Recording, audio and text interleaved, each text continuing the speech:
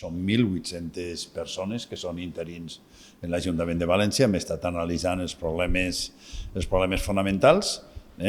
Jo crec que és molt important en aquests moments per a l'Ajuntament iniciar un procés d'estabilització perquè tenim un percentatge molt elevat i que les persones siguin estables és fonamental per al bon treball de l'Ajuntament.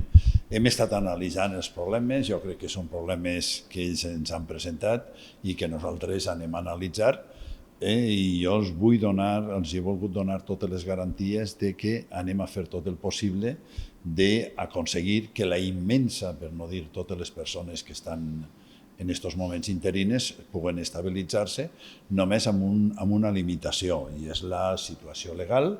Ells m'han demanat concretament la valoració U4, crec que és un element que hem de veure si és possible des d'un punt de vista de raonament legal. Crec que ens podem aproximar a aquest tema, però sí que crec que és interessant ressaltar que no és el mateix treballar en un ajuntament gran com és el de València, de 800.000 habitants, que en un qualsevol ajuntament que pugui tenir.